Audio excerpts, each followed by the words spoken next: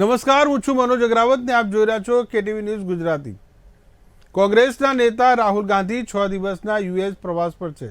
નફરતની દુકાન સામે મોહબ્બતની દુકાન ખોલવાનો દાવો કરતા રાહુલ ગાંધી ફરી ચર્ચામાં આવ્યા છે।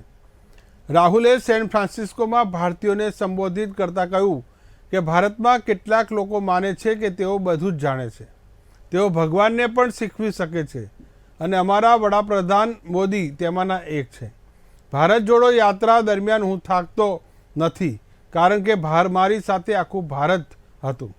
સરકારે મારા આ પ્રવાસને રોકવાનો એટલે કે ભારત જોડો યાત્રાને રોકવાનો પૂરા પ્રયાસ કર્યા, પોલીસે બળનો ઉપયોગ પણ કર્યો, એમ છતાં યાત્રાની અસર વધી। બીજેપી અને આરએસએસના લોકો ભારતની વિવિધતા માટે સંકટ છે, આ રાહુલ ગાંધીના શબ્દો છે। આ નિવેદન બાદ ભાજપના નેતાઓ મેદાનમાં આવી ગયા અને રાહુલને વળતો જવાબ આપ્યો। સૌથી મોટી વાત એ છે કે કેન્દ્રીય મંત્રી અનુરાગ ઠાકુરે પણ કહ્યું કે મોદીની વિદેશમાં સફળતા રાહુલને પચતી નથી। બીજી સૌથી મહત્વની વાત એ ભાષણ દરમિયાન બની કે રાહુલે જેવું ભાષણ શરૂ કર્યું ત્યારે પાછલી હરોળમાં બેઠેલા કેટલાક લોકોએ ખાલિસ્તાન જિંદાબાદના નારા પણ લગાવ્યા। ખાલિસ્તાન જિંદાબાદના નારાની સાથે સાથે ઇન્દિરા ગાંધી વિશે પણ તેમણે શબ્દો ઉચ્ચાર્યા। આ જે એક તરફ સૂત્રોચ્ચાર ચાલતા હતા, બીજી તરફ રાહુલ ગાંધી ખાલિસ્તાન જિંદાબાદના નારા સામે રાહુલ વળતો પ્રહાર પણ કરીને કહેતા હતા કે નફરતની દુકાનની સામે મોહબ્બતની દુકાન। મંગળવારે રાત્રે રાહુલ ગાંધી અમેરિકા પહોંચી ગયા હતા। તેમનો પ્રયાસ નિયત હતો। સેન ફ્રાન્સિસ્કો એરપોર્ટ ઉપર ઇન્ડિયન ઓવરસીઝ કોંગ્રેસના પ્રમુખ સામ પિત્રોડા અને અન્ય આઈઓસી સભ્યોએ રાહુલનું સ્વાગત કર્યું હતું। પાર્ટીએ કહ્યું કે રાહુલને ઇમિગ્રેશન ક્લિયરન્સ માટે તમામ પ્રકારની પ્રક્રિયા છે તે પૂરી કરતા એરપોર્ટ ઉપર 2 કલાક રાહ જોવી પડી। આ દરમિયાન જ્યારે લોકોએ તેમને પૂછ્યું કે તમે કતારમાં કેમ ઊભા છો, તો રાહુલ ગાંધીએ કહ્યું કે હું એક સામાન્ય માણસ છું, હું હવે સાંસદ નથી રહ્યો। જ્યારે રાહુલને સવાલ બીજો પૂછાયો કે તમે નફરતના બજારમાં પ્રેમની દુકાન ખોલી છે, ભારતમાં મુસ્લિમોની સુરક્ષા સામે જોખમ છે, તેમની સામે અનેક સવાલો કર્યા, કાયદાઓ બનાવવામાં આવી રહ્યા છે, તો તમે આના વિશે શું કહેશો? રાહુલને અલગ અલગ સવાલો પૂછ્યા અને રાહુલ ગાંધીએ તેમની સ્ટાઇલમાં જવાબ આપ્યા। આ પ્રશ્નના જવાબમાં રાહુલ ગાંધીએ કહ્યું હતું કે આજે ભારતમાં મુસ્લિમ સમુદાય અને તમામ લઘુમતીઓ વચ્ચે ભેદભાવ છે। કેટલાક લોકો પાસે દેશનો બધો પૈસો છે અને લઘુમતી ગરીબીમાં વધુને વધુ ઊંડે ગરકાવ થઈ રહી છે, બધું તમે નફરતને નફરતથી મારી શકતા નથી। ભારતીય લોકો નફરતમાં માનતા નથી। કેટલાક લોકોએ તંત્ર અને મીડિયા પર કબજો કરી લીધો છે અને તેઓ જ આ માનસિકતા ફેલાવી રહ્યા છે।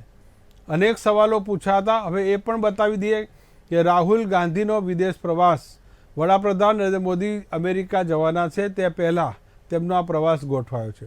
અમેરિકા પ્રવાસના બરાબર 23 દિવસ પહેલાં રાહુલ ગાંધીનો આ પ્રવાસ શરૂ થઈ ગયો છે। પીએમ મોદી 21થી 23 જૂન સુધી અમેરિકા જશે, જ્યાં રાષ્ટ્રપતિ જો બાઇડન તેમના માટે સ્ટેટ ડિનરનું આયોજન કરશે। આ સાથે જ રાહુલ ગાંધી અમેરિકાની મુલાકાત દરમિયાન અનેક કાર્યક્રમોમાં તેઓ હાજરી આપવાના છે। અલગ અલગ કાર્યક્રમો છે તે અલગ અલગ સ્થળોએ ગોઠવાયા છે, જેમાં કેલિફોર્નિયાની સ્ટેનફોર્ડ યુનિવર્સિટીમાં ભાષણ આપશે। અહેવાલો જે મળી રહ્યા છે કે રાહુલ અમેરિકન સાંસદોને પણ મળશે, તેઓ ભારતમાં પ્રેસની સ્વતંત્રતા ઉપર પણ પ્રવચન આપનાર છે। આ તમામ બાબતો છે તે આ કાર્યક્રમનો એક ભાગ છે। અગાઉ રાહુલ ગાંધીએ કેમ્બ્રિજ યુનિવર્સિટીમાં આપેલા નિવેદનને મુદ્દે રાજકીય ઘમાસાણ મચી ગયું હતું, ત્યારે કેન્દ્ર સરકાર રાહુલ સામે રાજદ્રોહનો કેસ કરવા પણ વિચારતી હતી। મોદી સરકારનું કહેવું હતું કે રાહુલ ગાંધીએ વિદેશની ધરતી ઉપર જઈને ભારતનું અપમાન કર્યું છે। રાહુલે સંસદ, મીડિયા અને લોકોનું પણ અપમાન કર્યું હોવાથી રાહુલે બધાની માફી માંગવી જોઈએ। આ મુદ્દો ખૂબ જોરશોરથી ચક્યો હતો અને સંસદમાં રાહુલ ગાંધી માફી માંગે તેવી પણ ચર્ચા કરવામાં આવી હતી। ભાજપની દલીલ છે કે સંસદમાં બોલવા નથી દેવાતા અને માઇક બંધ કરી દેવા છે, એવી વાત લોકસભાનું અપમાન હોવાથી સ્પીકરે કાર્યવાહી કરવી જોઈએ। લોકશાહીનું અપમાન કરવા માટે રાજદ્રોહનો કેસ થવો જોઈએ રાહુલ ગાંધી સામે। આ તમામ બાબતો થોડા સમય પહેલાં પણ બની હતી। આજે જે નવો વિષયનો મુદ્દો છે કે નફરતની દુકાન, જે ક્વેશ્ચન માર્ક છે, રાહુલ ગાંધી વારંવાર કહી રહ્યા છે કે નફરતની દુકાન સામે તેમણે મોહબ્બતની દુકાન ખોલી છે। કર્ણાટકમાં જ્યારે ચૂંટણી પૂરી થઈ ત્યારે રાહુલ ગાંધીએ આ શબ્દો કીધા હતા કે જે પ્રમાણે વિપક્ષ, તેમની સામે જે સત્તાધારી પક્ષો જે નફરત ફેલાવી રહ્યા છે તેમની સામે તેઓ મોહબ્બતની દુકાન ખોલીને લોકોને આકર્ષી રહ્યા છે। આવો જોઈએ આજે રાહુલ ગાંધીએ શું કહ્યું। Modi ji down next to God, Modi ji would start explaining to God how the universe works. right? Sat Modi ji down next to God, Modi ji would start explaining to God how the universe works. Right? Yes, and God would get confused that what have I created? So these are funny things, but really this is what is going on. We have a group of people, who understand everything. They can speak to scientists and explain science to them. They can, speak to historians and explain history to them. They can explain, warfare to the army, flying to the Air Force, whatever they want, they can, And at the heart of it is mediocrity. That they actually don't understand anything. Because in life, you cannot understand anything if you're not ready to listen. દેશમાં હોય કે વિદેશમાં હોય, રાહુલ ગાંધી અને કોંગ્રેસીઓ એ માનનીય વડાપ્રધાન શ્રીને ગાળો આપવામાં ક્યાંય પાછી પાની કરી નથી. અત્યાર સુધી 92 વખત આ પ્રકારની વાણી વિલાસ એ કોંગ્રેસ અને કોંગ્રેસના નેતાઓએ કર્યો છે. વિદેશની ધરતી પર જઈને રાહુલ ગાંધીએ જ્યારે આ નિવેદન આપ્યું છે એ ભારતની સંસ્કૃતિનું અપમાન છે, સાંસ્કૃતિક વારસાનું અપમાન છે, ભારતની ધરોહરનું અપમાન છે, ભારતની એકતા, અખંડિતતા, સાર્વભૌમત્વનું અપમાન છે. પરંતુ આ પ્રકારના નિવેદનોને કારણે રાહુલ ગાંધી પોતે કેટલા બાલિશ છે, પોતે કેટલા ઇમેચ્યોર છે એ વારંવાર છતું થાય છે અને પ્રજા બધું જ જોઈ રહી છે. આવનારા સમયમાં પ્રજા આનો જડબાતોડ જવાબ આપશે. राहुल गांधी जी की हर विदेश यात्रा भारत का अपमान करने में कहीं पीछे नहीं रहती और इस बार की प्रायोजित ये विदेश यात्रा भी उसी दिशा में है जहां वो अपमान तो प्रधानमंत्री मोदी जी का करना चाहते हैं, लेकिन अंत में देश का अपमान करने से नहीं हटते. पूर्व में भी आप देखें, वो भारत को एक राष्ट्र ही नहीं मानते, वो तो राज्यों का संघ कहते हैं और भारत के बढ़ते कदमों पर भी प्रश्न चिन्ह खड़ा करते हैं. आखिरकार राहुल गांधी जी विदेश में जाकर क्या पाना चाहते हैं? इस प्रायोजित कार्यक्रम के अंतर्गत वो क्या प्राप्त करने गए हैं? क्या देश के ऊपर कीचड़ उछालना ही उनका एक काम रह गया है? अंतर देखिए, जब राहुल जी बाहर गए तब उन्होंने देश के ऊपर प्रश्न चिन्ह खड़े किए, देशवासियों के ऊपर प्रश्न चिन्ह खड़े किए. और मैं एक तरह से कहूं, जो साख भारत की आज पूरी दुनिया भर में बढ़ रही है, उसको कहीं ना कहीं गिराने का काम लगातार राहुल गांधी जी करते हैं. તો આ હતા કેન્દ્રીય મંત્રી અનુરાગ ઠાકુર, જે રાહુલ ગાંધીએ નિવેદન આપ્યું હતું તેની સામે તેઓ પોતાનું રિએક્શન આપી રહ્યા હતા અને કહ્યું છે કે પીએમ મોદીની વિશ્વમાં જે રીતે સાખ વધી રહી છે તેનું અપમાન રાહુલ ગાંધી કરી રહ્યા છે. આ મુદ્દે આપણી સાથે ચર્ચા કરવા માટે અલગ અલગ મહાનુભાવો અને નેતાઓ જોડાય છે. ભાજપથી હેમાંગ પટેલ જોડાય છે, કોંગ્રેસથી રત્નાબેન વોરા છે, શહેનાદ બાબી સામાજિક અગ્રણી છે, रुझान खंभाता सामाजिक कार्यकर, ज्योतिबेन अमीन पटेल राजकीय विश्लेषक અને બાદમાં પ્રફુલ્લ ગઢવી પણ જોડાશે. તમામ મહાનુભાવોનું ખૂબ ખૂબ સ્વાગત છે કેટીવી ન્યૂઝમાં. શરૂઆત આપણે આજે કરીએ કોંગ્રેસના નેતા રત્નાબેન વોરાથી. રત્નાબેન, જે રીતે રાહુલ ગાંધીએ વિદેશમાં આ પ્રકારનું જે નિવેદન આપ્યું છે, તમે માનો છો કે આ યોગ્ય છે? આ એક કહેવતથી શરૂ કરું છું, તમે કરો લીલા તો અમે કરીએ ભવાઈ. આ મારું સત્ય છે, યાદ રાખજો.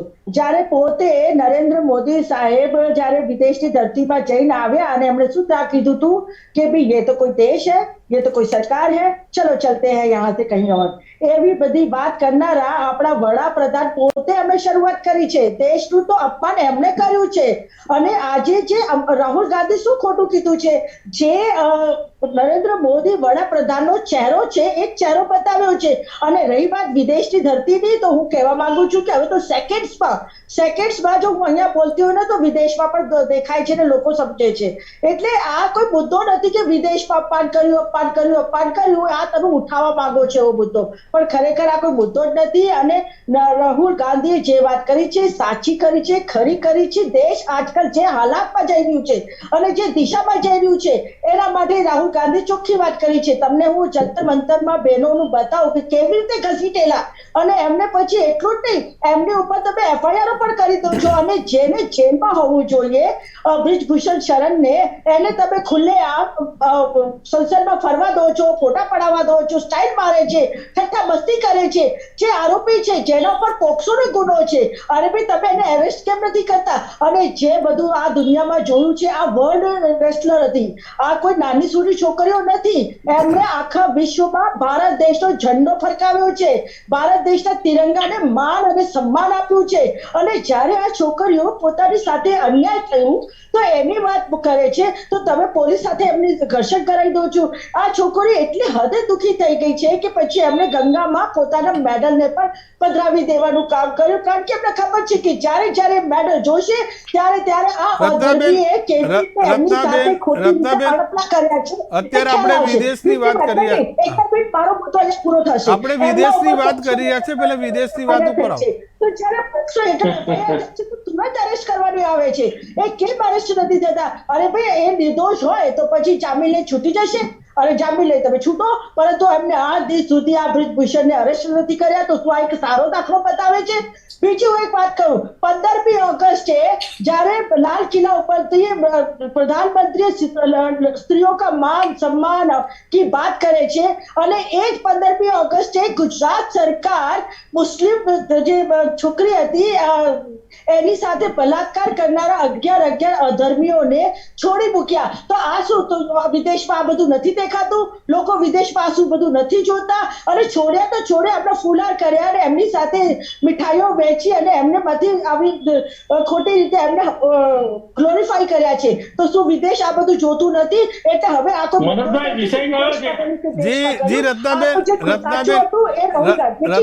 રત્નાબેન, આપણે સાન ફ્રાન્સિસ્કોની અત્યારે વાત કર્યા છે, પછી આપણે જંતર મંતર ઉપર સમય આવે આવીશું. હેમાંગભાઈ પટેલ આપણી સાથે છે. સાન ફ્રાન્સિસ્કો પહેલા વિદેશમાં આપણા વડાપ્રધાન ગયેલા છે. જી, આપણે હવે હેમાંગભાઈ પટેલ પાસેથી તમારા સવાલનો જવાબ પણ લઈ લઈએ. હેમાંગભાઈ પટેલ તૈયાર છે જવાબ આપણને. હેમાંગભાઈ પટેલ જે કહી રહ્યા છે કે રત્નાબેન વોરાએ કે વિદેશમાં જે રાહુલ ગાંધીએ કહ્યું તેમાં કંઈ ખોટું નથી. રાહુલ ગાંધી કોંગ્રેસના મતે આ કઈ જ ખોટું નથી. મનોજભાઈ, આપના માધ્યમ થ્રુ કહીશ કે કોંગ્રેસ માટે તો આ રાહુલ ગાંધી જે કંઈ બોલશે, જે કંઈ કરશે એ એમને યોગ્ય જ લાગશે. ભલે દેશ વિરોધી કામ હોય, દેશને ભડકાવ, દેશનું સાર્વભૌમત્વ નીચે જતું હોય, દેશનું સ્વાભિમાન નીચે જતું હોય, આપણી સંસ્કૃતિ વિરોધી કાર્ય થતું હોય કે પ્રધાનમંત્રી ઉપર કટાક્ષ થતા હોય, પણ કોંગ્રેસને રાહુલ ગાંધી જે કંઈ બોલે છે એમાં કશું જ ખોટું લાગતું નથી. બાકી જે દેશની 140 કરોડ જનતા છે એ બધું જ સમજી રહી છે. વિદેશની ધરતી ઉપર રહેતા ભારતીય નાગરિકો અને વિદેશમાં રહેતા લોકો પણ આ ખૂબ સારી રીતે સમજે છે. અને રાહુલ ગાંધીને આ વસ્તુની વારંવાર આદત છે, પહેલી વખતનું છે નહીં. અને કોંગ્રેસના નેતાઓને બી આ વસ્તુની હેબિટ પડી ગઈ છે. આની પહેલા બી 91 વખત અસભ્ય શબ્દો બોલી ચૂકેલા છે અને હજી વિદેશ યાત્રા એમની લાંબી છે. આમાં હેડ્રિક પણ થઈ શકે છે, એમાં કોઈ જ મોટી વસ્તુ નથી. અને આ એમની રૂટીન આદત છે, હેબિટ છે. અને આ બધી વસ્તુ જ્યારે ભારત નરેન્દ્રભાઈ મોદી માનનીય વડાપ્રધાન શ્રી જ્યારે વિદેશ યાત્રાએ જાય છે ત્યારે આપણા દેશની લોકશાહીની, આપણા દેશના ગૌરવની વાત થતી હોય છે. બહારથી વિદેશથી યુવાનો માટેની વાત થતી હોય છે, દેશના સશક્તિકરણની વાત થતી હોય છે. એની જગ્યાએ જ્યારે રાહુલજી જાય છે ત્યારે લોકશાહીનું ફક્ત ને ફક્ત અપમાન કરવા માટે, દેશમાં થતા સારા કામો એમનાથી દેખાતા નથી. એટલે કોઈ પણ હિસાબે એમને વિષય જોઈએ છે, મુદ્દો જોઈએ છે. એટલે એ મુદ્દાને ધ્યાનમાં રાખી એ વારંવાર આપણી સંસ્કૃતિનું, આપણા દેશનું અપમાન કરવા માટે જાય છે. એટલે આ અમારા માટે કોઈ નવો વિષય જ નથી અને અમે આને મુદ્દો બનાવવા માંગતા જ નથી. જી હેમાંગભાઈ, આપણી સાથે શહેનાઝ બાબી સામાજિક કાર્યકર છે અને ખૂબ જ જૂના અનુભવી નેતા છે. શહેનાઝબેન, જે સરદાર વલ્લભભાઈ પટેલે કહ્યું હતું કે ઘરની વાત ઘરમાં રાખો. જી, હું એ જ બાબતે કહેવા માંગુ છું કે ઘરની બાબત ઘરમાં ત્યારે જ રહે કે જે ઘર પૂરતી હોય, પરંતુ જ્યારે ઘરની વાત વધુ પડતું બહાર છકવા માંડે એનો અર્થ એમ કે ઘરમાં પણ કંઈ તકલીફ તો છે જ. આજે રાહુલ ગાંધીને સંસદમાં તો હવે બેસવાનું નથી, એમની મનની વાત તો નથી કહેતા. અને જેમ મોદી સાહેબે 100 એપિસોડમાં મનની વાતો કરી તો લોકોએ પણ એમ જ કીધું કે ભાઈ તમે ઘરમાં મનની વાત નથી કહી શકતા કારણ કે પતિ સાથે મુશ્કેલી છે, એટલે તમે મનની વાત રેડિયા પર કરો છો. રાહુલભાઈ તો લગ્ન જ નથી કર્યા, એટલે એમને કોઈ બીજું લેવા દેવા નથી. પણ એટલું તો ખરું કે એ જે બોલે છે ને એ સમજીને જ બોલે છે, અને હવે તો ખૂબ અનુભવી થઈ ગયા છે. દેશની બહાર ગયા અને આટલી બધી સરસ યુનિવર્સિટીમાં એમનું ભાષણ થયું, તો એ ભાષણની અંદર જે મુદ્દાઓ મેં સાંભળ્યા કે જે રીતે આપ બધા અહીંયા રજૂ કરો છો, તો મને એવું લાગે છે કે દેશની અંદર એટલે કે સંસ્કૃતિની વાતો ભારતીય જનતા પાર્ટીના નેતાઓ ખૂબ કરે છે. એમની ભાષાની અંદર સંસ્કૃતિનો શબ્દ હોય ને હોય, પણ સંસ્કૃતિ આજે કેટલી બગડી ગઈ છે, કેટલી તકલીફમાં છે એ પણ જોવું જોઈએ. કારણ કે ગાય, ગીતા અને ગામડું આ 3 સંસ્કૃતિના સ્તંભો છે, એ બધા ટકમકી ગયા. ગાયને ચેન નથી, માયોને ચેન નથી. આપણે ત્યાં જુઓ તો ગામડા તૂટી રહ્યા છે, આપણે ત્યાં જુઓ તો કેટલી બધી સંસ્કૃતિની મુશ્કેલીઓ છે, આપણે એ તરફ નથી જોતા. વિદેશમાં શું બોલ્યા, સંસદમાં શું બોલ્યા, બહાર શું બોલ્યા. અરે ભાઈ, આપણે ત્યાં કંઈક તકલીફ હોય તો ને. એક બીજું આપને કહી દઉં કે હું કરું તે લીલા અને તમે કરો તે પાપ, એટલે આવું પણ યોગ્ય નથી. તટસ્થતાથી મારે વાત એ કરવી પડે કે રાહુલ ગાંધી હોય કે કોઈ પણ નેતા હોય, વિદેશમાં જ્યારે જાય ત્યારે આપણી બધી આબરૂ ખરાબ થઈ એવું આપણે નહીં વિચારી લેવાનું. એમણે તો જે સભ્યતાથી વાત કરવાની હતી કરી જ છે, અને એ બહુ શિક્ષિત વ્યક્તિ છે. એટલે એમાં તમે એમ પણ ના સમજો કે કઈ ખોટું કરવાના છે. બધા સાથે જશો. બીજું કે વિદેશની ભૂમિ ઉપર જ્યારે કોઈ પણ બાબત બને છે, હંમેશા આપણી ભારત ભૂમિની એકતા રહે, ભારત ભૂમિનું માન જળવાય, એ બધા વિચારતા જ હોય છે. નથી કહેતા કે ઘરમાં આગ લાગે તો પાડોશમાં પણ લાગે, એટલે એના કરતા આપણે બધા એક થઈને આગને બુઝાવીએ. એટલે આપણે એવા મુદ્દા નહીં શોધવાના કે આ શું કીધું ને આ શું કીધું ને. એના કરતા એવા મુદ્દા લો કે જે રત્નાબેન હમણાં કીધું, અને એ ભલે એમને વિષયાંતર હશે, પરંતુ મુદ્દો તો સાચો જ છે કે આપણે ઘરની અંદર તકલીફો આટલી બધી છે, કેમ આપણને દેખાતી નથી. જ્યારે મેડલો આવ્યા ત્યારે ફોટા પડાવતા હતા, ફોટો સેશન થતું હતું. આજે પેલી દીકરીઓ મુશ્કેલી છે તો કાંઈ નથી કરતા. બિલ્કિસબેનની પણ વાત કરી, એમાં પણ કાંઈ નથી કરતા. હજારો મુદ્દા એવા ભારતની ભૂમિ પર છે કે જેના પર ધ્યાન આપવા કરતા વિરોધ પક્ષ શું કરે છે એના પર ધ્યાન આપવામાં આવે છે. અને હું તો કહું છું કે એન્કરોએ પણ સમજવું જોઈએ, ટીવી ચેનલોએ પણ સમજવું જોઈએ કે ભારતની વસ્તીની અંદર 140 કરોડની વસ્તીમાં જે મુદ્દાઓ ખરેખર મુશ્કેલીમાં છે એમાં કેમ ધ્યાન નથી જતું. પાલિકાથી પાર્લામેન્ટ સુધીની જો સીટો મળી હોય તો ધારે એટલું આ સ્વર્ગ બનાવી દેવાય ધરતીને. કેમ આપણી બેકારી વધતી જાય છે, કેમ આત્મહત્યા વધતી જાય છે, આપણે શા માટે ફક્ત વિદેશમાં આ બોલ્યા એમ કરીને એવું બધું કરીએ છીએ. યાદ રાખો કે મેં એક વિડીયો જોયો હતો જેમાં આપણા પ્રધાનમંત્રી સાહેબ શું બોલતા હતા, क्या हमने बुरे काम किए होंगे तो हमारा जन्म यहाँ भारत में हुआ है. આ હકીકત છે. આવું બોલનાર વ્યક્તિ પીએમ બની ગયા, અને પીએમ બન્યા પછી એમના પર કોઈ નથી બોલતું કે રાષ્ટ્રનો ગુનો રાખવો જોઈએ. માનવ અધિકારનું હું કામ કરું છું, મારી સામે બધા બેઠા છો, એટલે હું ચોક્કસ કહું છું કે આ ધરતી જો ન ગમતી હોય, આ ધરતી માટે આવું બોલીએ તો પછી પીએમ શું કામ બન્યા, અને જો બન્યા તો આવું બોલ્યા શું કરવા. એના પર તો કોઈ વિવાદ નથી, કોઈ મુદ્દો નથી, કોઈ એન્કર કઈ બોલતા જ નથી.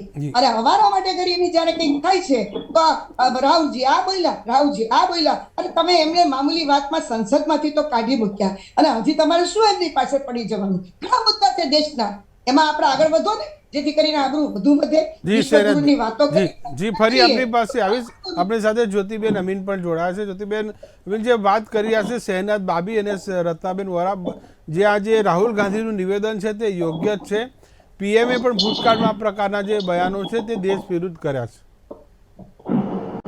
આમાં મનોજભાઈ એવું છે કે અત્યારે આપણી રાજનીતિ જે દિશામાં જઈ રહી છે ને, હું એનાથી ખુશ નથી.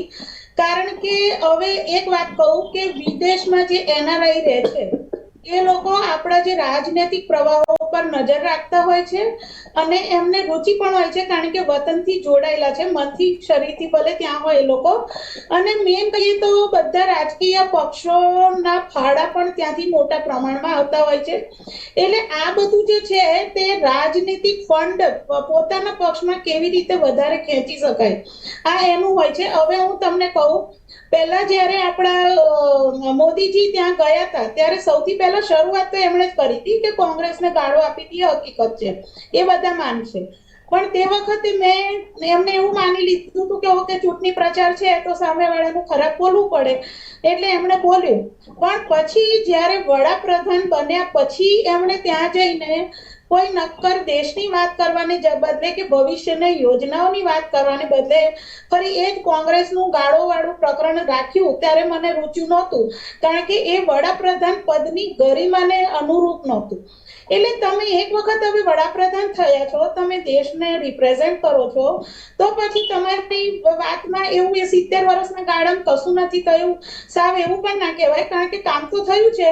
ઓબ્વિયસલી જ્યારે આપણા જે હાલતમાં આપણો દેશ આઝાદ થયો હતો તો એ અત્યાર સુધી આટલી હાલતમાં પહોંચ્યો જ ના હોત કે એનો પાયો ના નખાયો હોત. હવે જેવી રીતે ભાજપા કહે છે કે અમે ખાડા પૂરીએ છીએ, હું એવું નથી કહેતી કે કોંગ્રેસના રાજ્યમાં કૌભાંડ નથી થયા, સખત કૌભાંડ થયા છે એ વખત પણ, અને એમના નેતાઓ પણ મદમાં ને સત્તાના મદમાં અહંકારમાં હતા, એની ના નહીં, પણ બિલકુલ એ વાક્ય પણ સદંતર ખોટું છે કે કશું નથી થયું, બધું અમે જ કર્યું છે અને હવે અમારે એમનું એ કરવું છે. આ વસ્તુ જે હું ગણું છું તે કે રાજનીતિમાં આ જે દિશા જઈ રહી છે, કારણ કે હવે જુઓ પક્ષ ખરેખર એક વિચારધારાને વરેલો હોવો જોઈએ, તો હવે હું કોંગ્રેસને પકડું કે ભાજપને પકડું, બંને હવે વિચારધારાના બદલે વ્યક્તિવાદી તરફ વધી રહ્યા છે, બંને પક્ષો ભક્તિ તરફ. તો એ ખરેખર ના હોવું જોઈએ. જો ત્યાં જઈને ગાળો આલવાથી કોઈ સોલ્યુશન નથી આવવાનું, દેશની સમસ્યાઓનું પણ નહીં, અને ત્યાં જઈને આપણે બોલીએ તો ત્યાંના મીડિયામાં આવે તો આપણા દેશની વાત એટલે ખરાબ લાગે એ હું માનું છું. અને એ કહી દઉં કે રાહુલ ગાંધીએ જે વક્તવ્ય આપ્યા એમાં એક બે સિવાય હું ઘણાની સાથે સંમત નથી, પણ આ જે પ્રેક્ટિસ એક વખત વડાપ્રધાને ચાલુ કરી તો વિપક્ષો શું કામ બાકી રહે, એક હકીકત છે. બીજું કે હવે રાહુલ ગાંધી તો સાંસદ પણ નથી, એ હવે જો સામાન્ય વ્યક્તિ હોય તો એમનું પર વાણી સ્વાતંત્ર્ય હોય પછી એ બોલી શકે, તો એ તો ઘણા લોકો બોલતા હશે, પણ આની ઉપર ટૂંકી મીડિયાની નજર છે, ભાજપાની નજર છે, એટલે આ બધું બધા લાઇમલાઇટમાં આવે છે. પણ આ ટેકનિકલી જુઓ તો એમને હક છે બોલવાનો, પણ આ પ્રેક્ટિસ મૂળ આ બંધ થવી જોઈએ, કારણ કે છેલ્લે આ બધું પેલું કે ને ઘરના ઝઘડા હોય, દરેક ઘરમાં ઝઘડા હોય, પણ એ ઘર મેળે તમે કરો, એક એને આપણે બીજા કોઈના ઘરમાં જઈને કરીશું તો નહીં સારું લાગે. બીજી વસ્તુ એ કે ખેલદિલી હોતી હતી પહેલા, હવે એના બદલે હવે દુશ્મની થઈ ગઈ છે, એવું થઈ ગયું છે સત્તાપક્ષ વિપક્ષ વચ્ચે.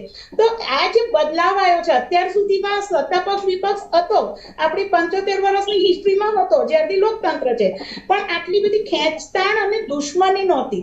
હવે હું જોઈ રહી છું કે વ્યક્તિલક્ષી બધું થવા માંડ્યું છે, પક્ષની વિચારધારાને બદલે પણ, અને આ હુમલા માટે પણ આરોપ પ્રત્યારોપ બધું વ્યક્તિલક્ષી થઈ ગયું. બીજી વસ્તુ કે જો આજે તમારે દેશમાં બદલાવ લાવવો હોય તો પોતાની વિચારધારાને સ્ટ્રોંગ કરો, એની સાથે જનપ્રવાહ જોડો, એ તરફ કામ કરવાને બદલે આવી રીતે આરોપ ને પ્રત્યારોપ તો લોકો તમાશો જુએ છે ને કંટાળે છે. બીજી વસ્તુ એ છે કે આ રીતના પેલું શું કે આપણે કહીએ કે આવું બોલ્યા એટલે ખરાબ લાગ્યું, ખરેખર એ નથી હોતું. મેં પહેલા કહ્યું કે બહારની મીડિયા અને ત્યાંના એનઆરઆઈની નજર હોય છે. હવે મને એક વાત કહો કે જ્યારે આ પહેલવાનો હમણાં બેઠા જંતરમાં પછી એમના એફઆઈઆર ના નોંધાઈ, સુપ્રીમ કોર્ટે કહ્યું તો એફઆઈઆર નોંધવી પડી, પણ પછી કામ ના થયું. હવે એ લોકોને ત્યાંથી જે રીતના ઘસેડીને ખરાબ લાગે, આ તો આખા દુનિયાએ જોયું, તો શું ત્યાં દેશની ગરિમા ધૂમિલ નથી થઈ? તો આપણે આવું શું કામમાં કરવું પડે છે, મને એ નથી સમજાતું કે આજે મોદી ને શાહની જોડી તો ભલભલાને ઘરે બેસાડે છે, કોઈથી ફૂકે ચા નથી થતું, તો પછી એવી કઈ મજબૂરી છે કે આ સાંસદને આટલો છાવરવામાં આવે છે? જી જ્યોતિબેન, જ્યારે લીધે આજે આપણા દેશની ગરિમા વિશ્વમાં ખરાબ થઈ રહી છે, તો જ આજે આંતરરાષ્ટ્રીય કુસ્તી સંઘે અલ્ટિમેટમ આપી દીધું કે તમે આ નહીં કરો તો અમે ભારત ઉપર પ્રતિબંધ મૂકીશું. તો આ દેશની બહુ ગરિમા હતી, એટલે ફક્ત કોઈને કહેવાથી ગરિમા નથી ઓછી થતી કે નથી વધતી, પણ ખરેખર આપણે જે કામ કરીએ છીએ ને એની ઉપર બધાની નજર હોય છે ને એ જ નક્કી થતું હોય છે કે તમારા દેશમાં શું ચાલી રહ્યું છે. જી જી, આપણે સામાજિક કાર્યકર રૂઝાનબેન પાસે જઈશું. રૂઝાનબેન, જે અલગ અલગ મહાનુભાવોનું જે મંતવ્ય આપણે સાંભળ્યું હશે કે એક આંગળી કોઈના તરફ કરીએ તો બાકીની આંગળી આપણી તરફ પણ હોય છે, એ ધ્યાન રાખવું જોઈએ. સર, અત્યારે આપણા દેશમાં એવું થઈ ગયું છે કે આપણે એકબીજા પર પથ્થર જ મારી રહ્યા છીએ. હવે મને નથી યાદ છે મોદી સાહેબ એવું કીધું એટલે એમને કીધું એટલે તો પહેલા જૂની સ્ટોરી છે, જેમ પેલા ડોંકીને કૂવામાં નાખી દીધો હતો અને પછી ડોંકી પર લોકોએ કહ્યું કે આ તો બુઢો છે મરી જશે, એની પર પથ્થર નાખ્યા. તો એ ડોંકી ખીચડી બનાવી ઉપર સ્ટોરી છે. એટલે અત્યારે આપણે એવું વિચારતો હોય કે એકબીજા પર ટક્કર નાખશું ને આપણે પથ્થરનો સહારો લઈને એને ઉપર ચડશું તો ના સર, એ સ્ટોરી એક સ્ટોરી હતી. સત્ય એ છે કે જેટલા આપણા દેશ પર પથ્થર વાગી રહ્યા છે, કોઈ બી નેતાઓથી, because I would rather call this પથ્થર, કોઈ બી નેતાઓથી જેટલા બી પથ્થર વાગી રહ્યા છે, આપણે એમાં આગળ નથી રહ્યા, આપણે પાછળ જઈ રહ્યા છીએ. તમે ભલે મોટી મોટી વાતો કરો કે ભાઈ અમારી ઇકોનોમી, કાલે જે રિઝલ્ટ આવ્યા છે ઇકોનોમીમાં, આપણી ઇકોનોમી એટલી બધી પછી ડેટા કાઢીશ કે એવી બધી કે આગળ નથી થઈ કે બીજા કન્ટ્રીઝ, એના કરતા આપણા કરતા બીજી કન્ટ્રીઓ આપણા કરતા આગળ છે. એ ઇકોનોમીની પછી વાત કરીશ, પણ આ એક્ઝામ્પલ આપવા માંગુ છું. આપણા ગરીબો ગરીબ થઈ રહ્યા છે, અમીરો અમીર થઈ રહ્યા છે. અગર તમે આપણા બહેનોના અગર તમે કિસ્સાઓ જુઓ, તમે કાલે જે દિલ્હીમાં કિસ્સો જોયો, એની પહેલા જોયું પેલી 3 કિલોમીટર છોકરીને કરૈયા પેલા ચક્કુના ઘા નાખાયા. એટલે આ બધી નેગેટિવ જે માલ ન્યુટ્રિશન ગુજરાતમાં વધી રહ્યું છે, દેશમાં વધી રહ્યું છે, ગુજરાતમાં સૌથી વધારે છે. અગર ફિમેલ ફિટિસાઇડ જુઓ તો એ વધી રહ્યો છે. જેન્ડર રેશિયો જુઓ કે સ્ત્રી ને પુરુષનો રેશિયો જુઓ તો એ વધી રહ્યો, એટલે એમાં તફાવત વધી રહી છે. એટલે પોઈન્ટ મારો શું થઈ રહ્યો છે? પોઈન્ટ અત્યારે જાણે કે અત્યારે આપણે એક્ઝામ્પલ આ લીધો, અત્યારે ફાર્મર એક્ઝામ્પલ તો લીધો નથી કે પેલા લીકોવાયથી 1 વર્ષ સુધી ફાર્મરોએ આંદોલન કર્યો, પછી ઇલેક્શન મોડમાં જ્યારે બી હોય ત્યારે પછી મોદી સાહેબે માફી માંગી લીધી. પણ પોઈન્ટ અત્યારે સાહેબ એ છે કે આપણા દેશમાં જે રીતે બંને સાઈડથી પથ્થરો મરાઈ રહ્યા છે, આપણું દેશ પાછળ જઈ રહ્યું છે, આગળ નથી જઈ. એટલે સૌથી પહેલો દુઃખ મને એ છે, તમે જોતો હશો બધા જ પોલિટિકલ પાર્ટી ઇલેક્શન મોડમાં જ પ્રેક્ટિકલી કામ કરતી. ઇલેક્શન મોડ એટલે શું કે એકબીજાને નીચે ઉતારી દેવાનું હોય. મને એક ચીજ હજી સમજ નથી પડતી કે આ વખતે તો રાહુલ ગાંધી કોઈ સંસદ નથી, કોઈ નેતા નથી, એમનો કોઈ હોદ્દો જ નથી. હવે તો કોંગ્રેસમાં પહેલા તો શું કોંગ્રેસના પ્રેસિડેન્ટ કે એનો હોદ્દો હતો, હવે તો એવી નથી એમને. તો મને એક ચીજ ખબર નથી પડતી કે ઓપોઝિશન અને એમની પૂરી આઈટી સેલ એ બધા એની પાછળ પેલા શું કહેવાય કમેન્ટો આપશે, બરોબર છે. જયારે મને યાદ છે કાલે મીનાક્ષી લેખીને પૂછવામાં આવ્યું હતું આ દીકરી માટેનું, તે બેન ભાગી ગયા, બરોબર. એકચ્યુઅલી એનું તમે જોશો વિડીયો ઓનલાઈન ચાલી રહ્યો છે, આઈ થિંક દીકરીનું જ પૂછવામાં આવ્યું હતું ને, આ દીકરી થયું હતું, પત્રકારે પૂછ્યું હતું. હા, પત્રકારે પૂછ્યું તો એકચ્યુઅલી ભાગતા દોડો કરતા હતા. એટલું શરીર વધી ગયું છે. એક મિનિટ ના, let's not get into that. દોડાતું નતું. લેટ્સ ઓકે મેમ, પછી તમે તમારા બોલો, મારા મારી એડ કરો. તો what I want to tell you કે જે જવાબ જનતાને આપવાનો છે આપતા નથી. અને રાહુલ ગાંધીના જવાબ ચાલુ કરી કે આમને આમ કર્યું, હુ ઇઝ હી? અગર મને આ ખબર, મેં તો હું કે એને શું કે પેલું ફોલો નથી કરતી તો મને ખબર બી ના હોત. પણ મીડિયા તો આપણા દેશનું નામ બગડ્યું, આમ થયું તેમ થયું. તો ભાઈ અહીંયા દીકરીઓ જે પેલો અત્યારે રેસલરોની વાત થઈ, આપણા ફાર્મરોની વાત થતી હતી, ત્યારે તારે તો કોઈ સ્ટેટમેન્ટ આવતા નથી. ફાર્મરોને કૂચલી નાખ્યા હતા ત્યારે એ નેતા ફરી રહ્યો છે, ત્યારે કશું થતું નથી. એટલે as a citizen of India મને લાગે છે મારી જોડે છેતરપિંડી થાય છે. હવે મારી જોડે છેતરપિંડી કોણ કરે છે? બે હોય, એક તો ઓપોઝિશન હોય, પણ મને ઓપોઝિશન આઈ ડોન્ટ કેર. મારા જોડે ઓપોઝિશન જોડે મારે શું લેવું જોઈએ? મેન જે સત્તા પાર્ટી છે મારે એની જોડે લેવું જોઈએ, કારણ કે એ સત્તામાં છે. ઓપોઝિશન નું કામ છે જે બી નાટક કરવાનું એનું કામ છે, એને કરવા દો, રાઈટ? એ સત્તામાં નથી ને. પણ જે સત્તામાં પાર્ટી એનું તો કામ છે ને કે ભાઈ આપણે દેશ હિત માટે કામ કર્યા. બધા નેતાઓ બોલો દીકરીઓ માટે થયું તો આપણા આજે સ્મૃતિબેન રાહુલે કર્યું, પણ રાહુલે જે કર્યું ભાઈ મારી દીકરી જોડે. તમે તો વુમેન એન્ડ ચાઇલ્ડના મિનિસ્ટર છો, તો તમે તો મેડમ એના માટે તો કંઈ કરો, એના માટે તો બોલો, એના માટે તો સ્ટેપ્સ લો. તમે એ નહીં, પણ રાહુલે કર્યું. એટલે મને એનાથી એકદમ નફરત, આ બધા ચીજોથી બેન સાહેબ મને નફરત થઈ ગઈ છે.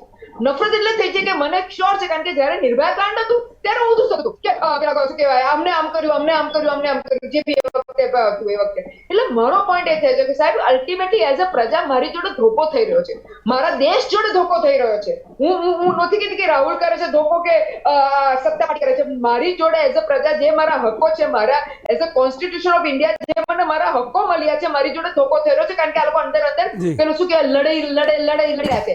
તેમાં અજીત બધા સાહેબ કેટલા જૂઠાણા. હવે તો આપણું મગજ કામ કરવાનું મારું બંધ થઈ જશે. રોજ નવા જૂઠાણા આવે છે, રોજ નવી ચીજો આવે છે. એટલે સાહેબ એઝ અ તમે મને એઝ અ કોમન મેન મને પૂછો તો સાહેબ હું બહુ દુઃખી છું કે મારું દેશ શું થઈ રહ્યું છે ને બગડી રહ્યું છે. મને એવું હતું કે મારું દેશ સુધરશે, પણ અનફોર્ચ્યુનેટલી સાહેબ સત્ય વાત છે કે બગડી રહ્યું છે. તો હું હિંમત નહીં હારું સાહેબ. હું મારી રીતે મારા જે બી મારું હું તો હંમેશા મારા કે આ બધા મોટાઓ સામે હું તો મારા સાથે છજુંદર માનું છું. તમારા સવાલ એ કહું છું કે I will see to it.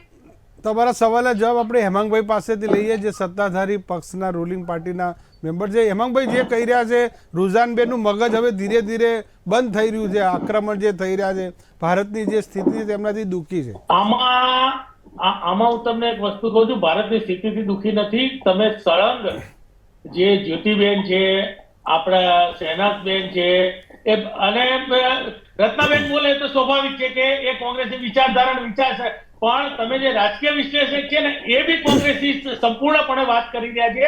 એટલે કેવું થાય કે 10:4 નું એટલે આ 4 નું પ્રમાણ થઈ ગયું કે પણ એમણે હેમાંગભાઈ એમણે જે મુદ્દા બોલ્યા તે મુદ્દા તાર્કિક એટલે ખરેખર છે કેવા થતા જે ભ્રષ્ટાચારનો રેકોર્ડ તોડ્યો તો એ કોઈને દેખાશે નહીં આમાં, કારણ કે એમની વિચારસરણી થોડી અલગ છે. જે ભ્રષ્ટાચાર છેલ્લા સ્ટેજે પહોંચી ગયો હતો, જ્યારે અત્યારે આપણા દેશની તમે જુઓ કે સૌથી વધારે ખર્ચ શેમાં થતો હતો, તો ભાઈ કે દેશમાં સુરક્ષા માટે 370 ની કલવાઈ હર ઘર તિરંગા કાર્યક્રમ કર્યા સફળ. આપણી પાસે આવું રત્નાબેન હેમાંગભાઈ નો જવાબ લઈને સુરક્ષા માટે અત્યારે આપણે 400 જેટલા હથિયારો બહાર મોકલી રહ્યા છીએ અને એમાંથી દેશની ખૂબ આવક વધી રહી છે. કોંગ્રેસ સરકારે તો આપણા સૈનિકોને જેકેટ પ્રૂફ બુલેટો નતા આપ્યા. આજે ભારતીય જનતા પાર્ટીએ જેકેટો બી બુલેટ પ્રૂફ બનાવ્યા, એ આપેલા છે. એટલે અને ઓછામાં ઓછા અત્યાર સુધી 2 વર્ષની અંદર 3 લાખ ઉપર જેકેટો એમને આપ્યા. આજે યુક્રેન રશિયાના યુદ્ધ વખતે જો લડાકુ જહાજ આપણે પોતે બનાવતા નથી ગયા. આજે આપણો દેશ ક્યાં પહોંચ્યો છે? સ્ટાર્ટઅપ આપણા દેશના યુવાનોની પ્રગતિ કેટલી થઈ રહી છે. પણ તમને નાની દેખાય, અત્યારે દરેક યુવાન પોતાના પગ ઉપર ઉભો છે. ત્યારે બહેનો હેમાંગભાઈ એક સવાલ કરું કે પહેલવાન પૂરું કર્યું, મારી વાત સાંભળી લો કે પહેલા બહેનો જ્યારે રસોઈ બનાવતી, જ્યારે લાકડાના ચૂલા ફૂંકતી, ત્યારે એક દિવસની અંદર 100 સિગરેટ જેટલું બહેનોને નુકસાન થતું હતું. આજે બંધ થઈ ગયું. દરેકને ઘરે ગેસની સુવિધા થઈ ગઈ. એટલે આ બધી વસ્તુ સુવિધા થઈ ગઈ. જ્યારે તમારા કરતા ઘણો સસ્તો છે. તમારી વખતે હતો એના કરતા ઘણો સસ્તો છે, સારું થઈ ગયું. લોકોની આવકના સ્તર ઘણા ઊંચા થઈ ગયા, લોકોનું જીવન ધોરણ ઘણું ઊંચું થઈ ગયું. અને આજે દેશમાં નહીં, વિદેશમાં લોકો આજે ભારતીય જનતા પાર્ટીના માનનીય નરેન્દ્રભાઈ મોદીના ખૂબ વખાણ કરી રહ્યા છે. ફક્ત ને ફક્ત વિપક્ષના પેટમાં તેલ રેડાઈ રહ્યું છે. એટલા માટે જ એમને વિરોધ, કોઈ પણ સારું કાર્ય કરશે એમાં ફક્ત વિરોધ કરવાનું કામ એ કરી રહ્યા છે. રાહુલજી માટે આ વસ્તુ કોમન છે. હેમાંગભાઈ, પહેલવાનોનો મુદ્દો છે તે વિપક્ષોનો મુદ્દો છે. પહેલવાનોનો મુદ્દો છે, વિપક્ષનો મુદ્દો છે.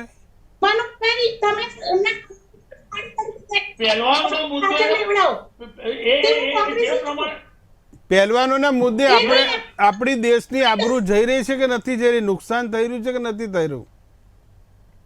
પહેલવાનોના મુદ્દાને રાજકીય ઢંગ આપવામાં આવે ને કોને આપે તમે બધા જાણી શકો છો, બધા જોઈ શકો છો. એને રાજકીય મુદ્દો બનાવવામાં વાસ્તવિકતા છે. આમાં જે ગુનેગાર છે એ ગુનેગારને સજા થવાની છે અને થશે. જી, આપણે હવે રત્નાબેન પાસે જઈએ. રત્નાબેન, હેમાંગભાઈને તમે સાંભળ્યા હશે અને જે તેમણે ભારતના જે વિકાસની વાતો કરી કે ભારત કયા સ્તરે પહોંચ્યું છે વિકાસમાં. સૌથી પહેલા હું આપના પ્રશ્નનો તો જવાબ આપીશ. સૌથી પહેલા સુરક્ષાના સવાલની વાત કરે છે ને કે અમારા જવાનો સુરક્ષિત કર્યા અને એટલું બધું ફંડ અમે લોકો ભેગું કર્યું અને એટલું બધું ફંડ સુરક્ષા ઉપર વાપર્યું છે. તો સત્યપાલ મલિક કોઈ બીજા નતા, એમના જ રાજ્યપાલ હતા કાશ્મીરમાં. અને ત્યારે સત્યપાલ મલિકે કહ્યું હતું કે અમને રોડ રસ્તાથી નહીં પરંતુ પ્લેન લેવલેથી એમને પાર કરાવો. અને 40 આપણા જે શહીદ થઈ ગયા જવાનો, તો એના ઉપર તમે રોટલો શેક્યો છે. પુલવામાના હેમાંગભાઈ આપણે સાંભળી લઈએ રત્નાબેન. તો સત્યપાલ મલિકે કીધેલું છે કે ભાઈ આ અમની જાનનો જોખમ છે, પરંતુ નરેન્દ્ર મોદી સાહેબે કીધું કે ચૂપ રહો, કુછ બોલો મત. અને એટલા માટે આજે આપણા 440 જવાનો શહીદ થયા અને એના શહીદી ઉપર તમે તો રાજકીય રોટલો શેકતો છે. 2019 ચૂંટણી આખી તમે 2019 ચૂંટણી આખી તમે પુલવામા ઉપર લડી કાઢી છે.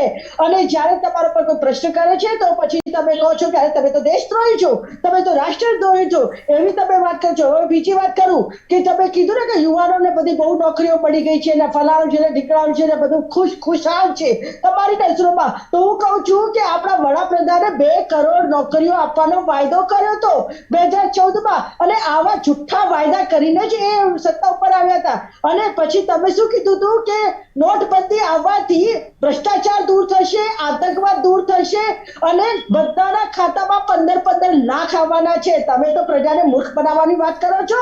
અને પછી તમારા હોમ મિનિસ્ટર અમિત શાહ કે જ્યારે वो तो जुमला था, એ તો જુમલેબાજી થી, મતલબ પ્રજાને તમે એવું જુમલેબાજી એટલે રમકડા સમજો છો, પ્રજાને તમે જોકર બનાવવાની વાત કરો છો, તમે પ્રજાને ખોટી રીતે ભરવાનું કામ કર્યું છે. અને તમારી રાજકારણ ફક્ત ને ફક્ત ધર્મ ઉપર આધારિત રાજકારણ છે. લોકોને ધર્મથી નહીં પરંતુ કામથી પેટ ભરે છે. અગર જો આપણે કમાઈ ના લઈએ ને તો પછી ભજન નથી થતા, ભૂખે પેટ ના ભજન હોય ગોપાલા. પણ તમે એક ટીમ તૈયાર કરી છે.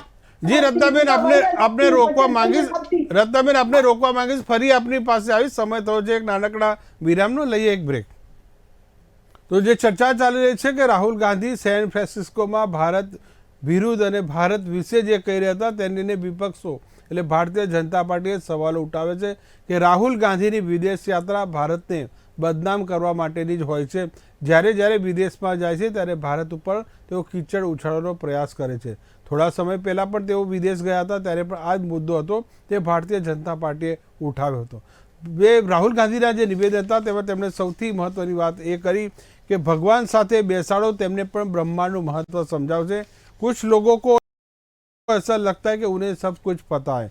સરકારે ભારત જોડો યાત્રા રોકવા માટે તમામ પ્રયાસો કર્યા હતા પણ યાત્રા સફળ રહી અને સેંગોલની જે સ્થાપના છે તે અસલી મુદ્દાને ભટકાવવાનો પ્રયાસ કર્યો તેવું રાહુલ ગાંધીનું નિવેદન. આપણી સાથે ફરીથી જે ગેસ્ટ જોડાયા છે રૂઝાન ખંભાતા, હેમાંગભાઈ પટેલ, રત્નાબેન વોરા અને શહેનાઝ બાબી, સાથે જ્યોતિબેન અમીન પણ છે.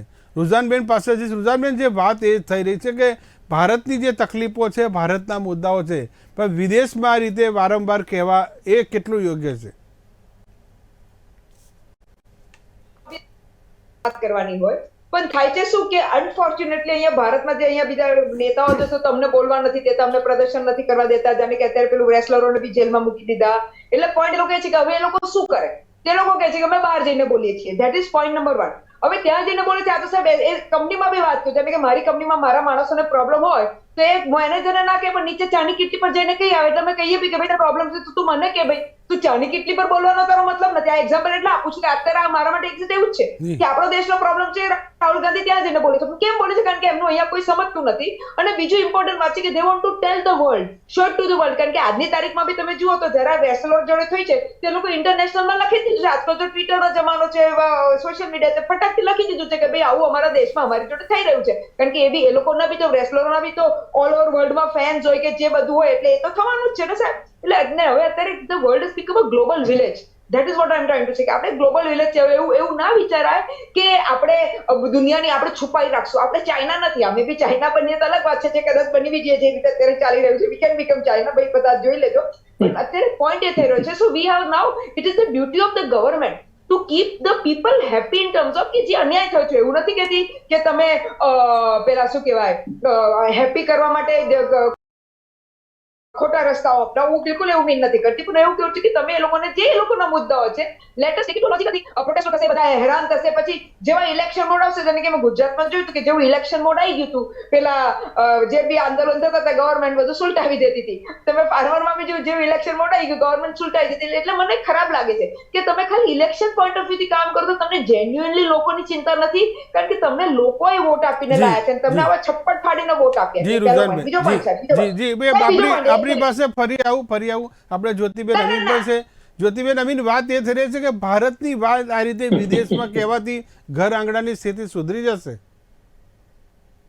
મનોજભાઈ, પહેલા તો હું મારો વાંધો ઉઠાવું છું કે જ્યારે ભાજપાના પ્રવક્તા પાસે કોઈ મુદ્દાનો જવાબ ના હોય એટલે સીધો હુમલો કરવામાં આવે એટલે હું કોંગ્રેસી થઈ ગઈ કે પછી દેશદ્રોહી થઈ ગઈ. આમાં એવું છે કે જ્યારે મને કઈ ફરક પડતો નથી કોઈ પણ દેશની કોઈ પણ પક્ષની દેશમાં સરકાર આવે, મારું કામ ફક્ત એટલું છે કે પ્રજાના કામ થવા જોઈએ અને એમની યોજનાઓમાં જેટલી ગાલમેલ હશે હું પ્રશ્ન ઉઠાવીશ. મુદ્દો ત્યાં છે કે પણ બેન જે સારી વસ્તુ છે, સાચી વસ્તુ એ તો સ્વીકારવી જોઈએ ને. અરે સાચું હોય ત્યારે બી બોલું છું, એવું નથી. જ્યાં જ્યાં તમારી યોજનાઓ સારી છે કે જે મુદ્દો સારા લાગે છે કરે જ છે, પણ અત્યારે જે મુદ્દો ચાલી રહ્યો છે કે મેં કંઈ આંતરરાષ્ટ્રીય છબી તો આપણી સારી થઈ કે ના થઈ? અત્યારે જવાબ એક સરખા હોય, ડિબેટ વિષય કોઈ પણ હોય, એ યોજનાનું લિસ્ટ બોલી દેવું એ એક ટિપિકલ સ્ટીરિયોટાઇપ થઈ ગયું છે. અત્યારે બીજી ડિબેટ છે મારી, પણ સ્ટીરિયોટાઇપ એકના એક જ જવાબ હોય, મુદ્દાને લગતો જવાબ જ ના હોય. હવે તમે આંતરરાષ્ટ્રીય છબી સારી છે કે નહીં બેન, એ સ્વીકારાય કે નહીં? યોજના નહીં, આંતરરાષ્ટ્રીય છબી અત્યારે આપણી દુનિયામાં સારી છે કે? તો મેં એ જ કહ્યું કે ના કહેવાય, એ જ વાત એ જ બોલો. હું બોલી સાંભળ્યું નહીં, અને મેં એ પણ કહ્યું કે ફક્ત બોલવાથી છબી બનતી કે બગડતી નથી, પણ આપણે જે કંઈ અહીં કરીએ છીએ એની પર આખા દેશના દુનિયાના ન્યૂઝ મીડિયાની નજર હોય છે, એનઆરઆઈઓની નજર હોય છે. એ પણ કીધા બધા બુદ્ધિ બંધ કરી નથી બેઠા, એ લોકો પણ બધું સમજે છે. તો આપણે જો આપણે દેશની છબી ના બિગાડવી હોય તો અહીં જે મુદ્દાઓ ફૂલ પકડી રહ્યા છે એને તરત સોલ્વ કરવા જોઈએ. હવે જેવી રીતે કિસાન આંદોલન કેટલું ફૂલ પકડ્યું, પછી એને તમે લોકોએ મોદીજીએ માફી માંગી પાછું કીધું, અત્યારે ફૂલ પકડી રહ્યો છે. મારું ફક્ત નિવેદન એટલે હોય કે ભાઈ આ વસ્તુ આજે કિસાન જ્યોતિબેન, કિસાન આંદોલન તમે દિલથી કહ્યું કે એમની માંગો કેવી હતી અને સરકારે બનાવેલી નીતિ કેવી હતી? અરે હેમાંગભાઈ, કિસાનોની માંગણી આખરે જે સ્વીકારવી હતી તો 1 વર્ષ શા માટે રાહ જોઈ? હા, 1 વર્ષ રાહ જોઈ, અને જે લોકો માટે બની એમને સ્વીકાર્ય નથી. પહેલો મુદ્દો ત્યાં જ હતો કે જે કાયદા હતા એ લાવવામાં આવેલા હતા. એ નહીં, એ મુદ્દો એ જ છે કે પહેલવાનોની વાત જો કદાચ તમે થોડા સમય પછી પણ માનશો તો આટલા હેરાન શું કરવા દો છો? દેશની છબી છે, શા માટે ખરડાવવા દો છો? પહેલવાનોમાં એ લોકોને ન્યાય મળે એ પહેલા રાજકીય રંગ આપીને એમને અલગ રીતે, ખોટી રીતે એમના માઇન્ડ વોશ કરવામાં આવેલા છે. બાકી એમને અત્યાર સુધી તો ન્યાય પણ મળી ગયો હોત, અને એમને ન્યાય તંત્ર સુધી હજી જવા નથી દેવામાં આવતા. 2015 થી ફરિયાદ કરી રહ્યા છે. હું તમને કાંઈ કહું, પહેલા એ લોકો આ તો છેલ્લો તબક્કો આવ્યો છે કે જ્યારે નથી સાંભળવામાં આવ્યું. 2015 થી ફરિયાદ કરી રહ્યા છે. પહેલા ફેડરેશન ઓફિસમાં કરી, એ પછી રમતગમતના મંત્રાલયને કરી, એ પછી પીએમઓ માં કરી, અને છતાં ના સાંભળવામાં આવ્યું. ત્યારે એ લોકો પહેલા ધરણામાં બેઠા જાન્યુઆરીમાં. ત્યારે પછી એ લોકોએ કહ્યું કે અમે લોકો તમારી વાતની તપાસ થશે, અને એટલે એ લોકો ઉઠી પણ ગયા. અને પછી તપાસના નામે શું થયું એ લોકો જણાવવાનું આવ્યું કે કોઈ એક્શન લેવામાં આવ્યા. ત્યારે એ લોકો ફરી બેઠા અને એફઆઈઆર બી નથી નોંધાતી. ત્યારે લોકો સુપ્રીમ કોર્ટમાં યાચિકા નાખવી પડી. તો આટલી બધી હદે કોઈની સાથે થતું હોય અને તમે એવું કહો કે આ દેશ ગરીમાં બગાડવાનું કામ છે. હજુ પણ જ્યોતિબેન, આ મુદ્દો અનિર્ણિત છે. આપણે શહેનાઝ બાબી પાસે જઈએ, સામાજિક અગ્રણી. શહેનાઝબેન, જે વાત એ થઈ રહી છે કે વિદેશમાં આપણી ભારતના મુદ્દો ઉછાળવાથી શું ઘર આંગણાની સ્થિતિ બરાબર થઈ જશે કે નહીં? શું ફરક પડશે? જી હા, હાલની પરિસ્થિતિ જે છે ને એમાં વિદેશમાં તો હમણાં જેમ જ્યોતિબેને કીધું, રત્નાબેને કીધું, સાથે સાથે અમારા બેન છે પારસીબેન, એમને પણ કીધું. તો એક વસ્તુ તો મને સ્પષ્ટ દેખાય છે કે અમે બધા 4 બહેનો છીએ, બરાબર? અમારી વાત એક વસ્તુ તો સ્પષ્ટપણે દેખાય જ છે બધામાં. સામાન્ય રીતે અમે વિચારીએ છીએ કે આપણે ઘર આંગણેના જે પ્રશ્નો છે એમાં આપણે ધ્યાન ઓછું આપીએ છીએ, અને આપણી ઇમેજ બહાર કેમ સુધરે એના ઉપર આપણું ધ્યાન બહુ જ કેન્દ્રિત હોય છે. બીજું કે વિદેશ પ્રધાન જે છે એ નથી જતા, એને મોકલવામાં નથી આવતા, પોતે જ પીએમ સાહેબ જાય છે. પીએમ સાહેબ ત્યાં જે કંઈ કરે એ બધું બહુ જ એમનું બધું એટલું બધું સરસ રીતે આવે, કારણ કે બધા અખબારો એમનું આપે, મીડિયામાં એમનું આવે, અને અમારા બીજા કોઈ જાય રાહુલજી તો નાની વાતને પણ મોટું અતેસર કરવામાં આવે. હકીકતમાં મુદ્દા જે સ્થાનિક છે એ મુદ્દાઓ એટલા બધા ખતરનાક છે કે વિદેશની અંદર ધરતી ઉપર જેમ હમણાં કીધું એમ બધાનું ધ્યાન છે. અને સોશિયલ મીડિયા એક રોડથી રાજધાની સુધી અને એક મામૂલી કોન્સ્ટેબલ થી કલેક્ટર સુધીના, નાનામાં નાના મજૂરથી મિનિસ્ટર સુધીના બધા સોશિયલ મીડિયા જાણે છે, વિદેશમાં પણ આપણે અહીંયા કંઈ પણ ઘટના બને તો ત્યાં ખબર પડી જ જાય છે. તો કહેવાનો અર્થ એ છે કે આપણી ઇમેજ રોજ રોજ અહીંયા ભાંગતી જાય છે, મહિલાઓની અસુરક્ષા વધતી જાય છે, બેરોજગારીને કારણે યુવાધન વેડફાતું જાય છે, પેપર પણ ફ્રોડ થતો જાય છે, ડમીઓનું કામ થતું જાય છે, ભરતીઓ થતી નથી, દરેક ડિપાર્ટમેન્ટમાં તકલીફ છે. એ બધું કેમ નથી દેખાતું? એ બધામાં ઇમેજ બગડે તો ચાલે, અને એ પછી પાકિસ્તાન વાળા થોડુંક કે क्या अच्छा बड़ा शानदार आपने पार्लियामेंट बनाया, तो આપણે ભૂલાઈ જઈએ. અરે ભાઈ શાનદાર તો છે, પણ એની પાછળ પછી કેટલી બધી હાડમારીઓ છે તો જુઓ કે ભાઈ શા માટે નીતિશ કુમારે એમ કહેલું કે ભાઈ इतने बड़े पार्लियामेंट की क्या जरूरत थी, जो था उसको ही ठीक ठाक कर लेते, તો કેટલો બધો પૈસો બચત.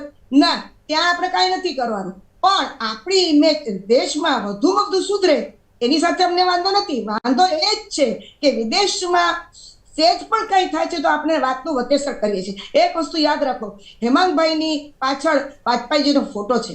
वाजपेयी માટે બધાને માન છે, એમાં શંકા નથી. वाजपेयीजीને જ્યારે કિડનીની તકલીફ થયેલી ત્યારે રાजीव ચોખ્ખું કીધું કે देखिए आपको यहाँ से विदेश में जाकर के काम करने में और वहाँ का जो ट्रीटमेंट लेने में तकलीफ होगी, बोले हो ही रही है, तो इससे डेलीगेशन में आप जाइए. એમને પોતાના ડેલિગેશનમાં એમને મોકલ્યા, પ્રતિનિધિ તરીકે મોકલ્યા, એમની કિડનીનું ટ્રીટમેન્ટ થઈને પાછા આવ્યા. તો કાંઈ કોઈ જાતના ઇન્ટરવ્યુ કે અખબારોમાં કાંઈ નહીં, એક જરાય ઘમંડ નથી કર્યું. પરંતુ વાજપેયી પોતે બોલ્યા કે અગર मैं जिंदा हूं तो केवल राजीव गांधी के लिए जिंदा हूं. ये એટલો સજ્જન માણસ, આપણે એટલો સજ્જન માણસ. તો આ બંનેની સજ્જનતાને કારણે મોરલ સાયન્સ જેને કહેવાય, નૈતિકતા, એ આખી રાજનીતિમાં છવાયેલી હતી અને હવે નથી દેખાતી. હવે તો આપણે પાણીમાંથી પવરા કાઢીએ, સારું હોય તો ખરાબ દેખાય અને ખરાબ હોય તો એને ઢાંકી દઈએ અને મૌન થઈ જઈએ. જ્યારે ત્યારે જ્યારે કિસાનનો પ્રશ્ન આવે, યુવાનનો પ્રશ્ન આવે, કોઈ નારીની તકલીફો થાય તો બધા એના ઘરે સાક્ષીને આ ગળું કાપી નાખ્યું, તો ફટ લઈને એના ઘરે જઈને બધા રડવા માંડ્યા, ઘરે જઈને કે આમ કરીએ તેમ કરીએ. પણ આવું બધું થાય છે શું કરવા? શા માટે આટલું બધું થાય છે? કેમ આપણે કઈ એક્શન નથી લઈ શકતા? શા માટે હજી આપણે કાનૂની પ્રતિક્રિયા, આખી પ્રક્રિયામાં આટલી બધી ઢીલાસ કેમ હોય છે? આપણે ફટાફટ કેમ નિર્ણય નથી લઈ શકતા? આ બધું સ્વતંત્ર ભારતમાં 75 વર્ષની આઝાદી, અમૃત મહોત્સવો છતાં આપણી જે ખરેખરની જે નામોશી છે ને, એ એટલા માટે છે. ખબર પડી જાય કે આમ થયું છે, તમારી પાસે સીસી કેમેરાઓ છે, તમારી પાસે બધી વિગતો છે. અને સૌથી ખરાબ મને માનસિકતા લોકોની પણ ખરાબ લાગી છે કે પરમ દિવસે આ ઘટના બનીને તો તે વખતે રસ્તામાંથી બહેનો ગઈ, ભાઈઓ ગયો, યુવાનો ગયો, જોરદાર મજબૂત માણસો ગયા, કોઈએ ત્યાં જઈને બચાવવાની કોઈ કોશિશ ના કરી. જેવી રીતે સુરતની અંદર પણ જ્યારે ગળું કપાતું હતું તો તે વખતે પણ બધા જોતા હતા, વિડીયો ઉતારતા હતા, પણ કાંઈ નહોતા કરતા. તો યાદ રાખો કે આપણે ગમે ટીકા કરીએ, પરંતુ આપણી જે માનસિકતા લોકોની છે એ પણ સારી નથી. માટે જ કહેવાય છે કે યથા પ્રજા તથા રાજા. તમે આવી રીતે માનસિકતા અનુભવો છો શા માટે? તેના જમાનામાં તો પોતાના ગળા કપાઈ જાય ને તો પણ સામે જઈને માણસો હંમેશા કામ કરતા હતા. આવી રીતે આપણે જોઈએ તો પ્રજાનો પણ વાંક છે. અને આપણે બધા મુદ્દાઓમાં નાના મુદ્દાને મેગ્નિફાઈ કરીને મોટા કરીએ છીએ, અને જે મુદ્દા ખરેખર છે એ તરફ આપણું ધ્યાન જતું જ નથી, એને ઢાક પીછડા કરીએ છીએ. ને પ્રધાન સાહેબને તો મૌન વ્રત પાડતા બહુ સારું આવડે. છેલ્લો સવાલ આપણે હેમાંગભાઈ પાસેથી લઈએ. હેમાંગભાઈ, જે રીતે જે આ બધા મહિલા અગ્રણીઓ આપણા જે ગેસ્ટ કહી રહ્યા છે કે તકલીફો છે ઘર આંગણે, તમે માનો છો કે આ ખરેખર પ્રશ્નો મોટા છે? આટલા મોટા દેશ છે, આટલું સારું અત્યારે તંત્ર ચાલી રહ્યું છે, નાના મોટા પ્રોબ્લેમ તો કે રહેવાના, અને ક્યાંક નાની મોટી ક્ષતિ રહી ગઈ હશે તો 100% એને પૂરી કરવાના પૂરેપૂરા પ્રયત્નો કરી જ રહ્યા છીએ. અને જેટલા બી પ્રોબ્લેમો છે એ ઝડપથી સોલ્યુશન આવે, અને પ્રજાલક્ષી કામો તો ખૂબ સારા થાય છે એટલે આના ઝડપથી સોલ્યુશન આવશે. અને કદાચ દરેકના સજેશનો લેવામાં આવે છે. હવે પહેલા જેવી પરિસ્થિતિ નથી, દરેક વ્યક્તિ પોતાની રીતે ડાયરેક્ટ કોઈ પણ તકલીફ હોય છે તો નાનામાં નાની વ્યક્તિ પણ એનો ન્યાય લઈ શકે છે. એ નાનામાં નાની વ્યક્તિ પણ અત્યારે સરળતાથી ફરિયાદ કરી શકે છે. પણ ન્યાય મેળવવા માટે તો સુપ્રીમ કોર્ટ ગયા પહેલવાનો. દરેક એમની પણ પ્રક્રિયા ચાલુ રહેતી, એમને રાજકીય ઢંગ આપવામાં આવ્યો છે એટલા માટે. બાકી એમને પણ યોગ્ય ન્યાય તો મળશે. ભારતના ન્યાય તંત્ર ઉપર સંપૂર્ણપણે વિશ્વાસ રાખવાનો છે. એમને સપોર્ટ જે કરવા દોડ્યા છે એમાંથી કોઈને ભારતના ન્યાય તંત્ર ઉપર વિશ્વાસ નથી. એવી વ્યક્તિઓ જ દોડી છે એમના સાથ સહકાર સપોર્ટમાં, અને એમને જ આ આખા કેસને ઊંધા રવાડે ચડાયેલો છે. બાકી ભારતની અત્યારે તમે હકીકતમાં જુઓ કે ગરીબ કલ્યાણ યોજનાઓ વિપક્ષો ટૂંકમાં પહેલવાનો પાછળ વિપક્ષો એટલે તેમના જે મુદ્દાનો જે નિર્ણય આવતો નથી, એમને સમસ્યાનો અંત આવતો નથી.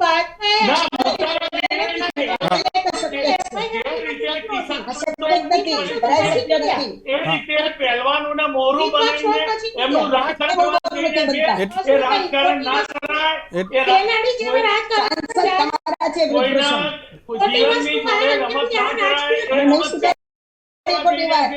રમણભાઈ ખોટી વાત છે. પૂરો આપી ચૂક્યા છે. છે હજી અને પૂરેપૂરો રાજકારણ આપી ચૂક્યા છે. જી આપણે રુઝાનબેન એક નાનકડો પ્રશ્ન પૂછી લઈએ. ડિબેટ અંત તરફ જઈ રહી છે. હા, જલ્દીથી આપણે જવાબ પૂરો કરો રુઝાનબેન. ડિબેટનો સમય પૂરો થાય છે. સર મને એમ કેવું હતું, હવે સર હેમંતભાઈ પતી ગયું તમારું. સર મને કેવું હતું કે હેમંતભાઈ બહુ મોટી વાત કરી, આપણે ઇમ્પોર્ટ એક્સપોર્ટ કરીએ છીએ ડિફેન્સ ઇક્વિપમેન્ટ. હું કહી દઉં કે 2017 માં આપણે 4682 એટલે 4682 કરોડનું આપણે એક્સપોર્ટ કર્યું હતું અને 22 માં 15000 કરોડનું એક્સપોર્ટ કર્યું છે. એટલે કંઈક જે મોટી, કારણ કે આપણે વર્લ્ડમાં, હવે સાંભળી લેજો, વર્લ્ડમાં આપણે જે ઇમ્પોર્ટ કરી છે ને 11% ઇમ્પોર્ટર ખાલી ઇન્ડિયા છે. ડિફેન્સ ઇક્વિપમેન્ટ કહેવાય, વેપન્સના વેપન ઇમ્પોર્ટ આપણા વર્લ્ડમાં 11% આપણે કરીએ છીએ. એટલે 100 રૂપિયાના થયા. જી રુઝાનબેન, આપણે આયાત નિકાસ ઉપર